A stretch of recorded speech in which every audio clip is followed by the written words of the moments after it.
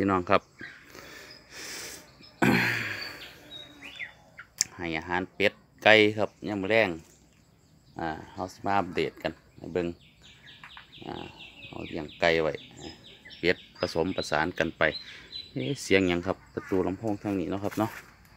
โอ้ครับนิ่มครับเพิงคือหยังเฮามาเห็ดมันมาเห็ดห้างใส่เลยตัวครับนี่พี่น้องโอ้ปวดเต็มหูหมอกกอกเลยแม่นนี่พี่น้องเพิงครับเห็ดห้างใส่เลยบินวุ่นวันเลยนี่คือเพิงครับนี่คอกเป็ดนะครับนี่เด้ออันนี้มาอยู่ได้จังไดเขาก็เห็นป้าโถปวดโอ้ยพี่น้องครับบ่เห็นอย่างมันครับสิบ่เห็นอย่างมันตู้ลำโพงแต่ว่าใส่ได้อยู่ครับตู้ลำโพงผมเปิดกระดังอยู่ผมบอกมาว่างไว้ขนมาจากในบ้านมาว่างไว้แต่มีถึงตัวนี้ครับมาอยู่โอ้ยกำคือมึกเลยสินี่ตู้นี่ครับนี่บริเวณตู้นี่ชื่อสิลายอยู่เอาให้มันอยู่นี่ครับห้องสิบเรศทำลายอย่างมันเนาะหลายครับเป็นหั่งเลยคนนี่เนาะ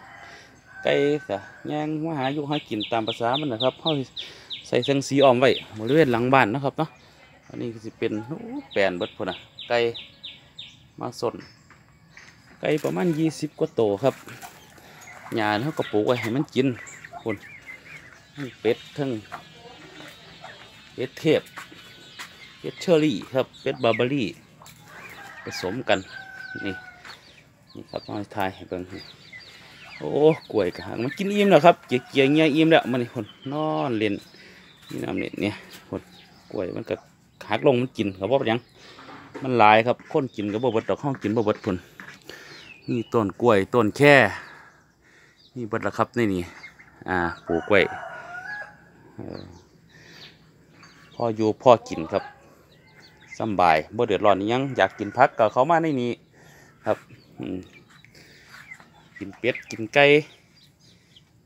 เวลาไงเขาก็ได้ไปลาบกินไปยังกินเลยเบิ่งมันอิ่มมันก็สินอนตามภาษามันแหละครับนี่คนซุ่มหนึ่งคนจะไปอยู่ทางคนละครับคนนอนเล่นในห้องไม้ห้องไหลไปคนคากับมีกำลังสิไงครับนี่คือเดือนหนึ่งเดือนกว่าๆนี่เขาอัปเดตให้เบิ่งครับเนาะนี่อันนี้คอกอนุบาลครับนี่เขาเห็ดไว้เป็นคอกอนุบาลเพราะตั้งไงเดี๋ยวเขาก็ปล่อยมันออกมาเลยครับปล่อยออกมาเลยสิเล่นตามภาษามันนะครับเนาะอาหารเขาก็ใส่ไว้นี่นี่หัวอาหารหมูสอบนี่700ครับไป30 บาทก็ได้นี่ต้นมะนาวก็มีครับที่ปลูกไว้นี่เป็นลูกติดละต้นมะนาวก็มีโตแน่อยู่ครับ10-20 หน่วยเลย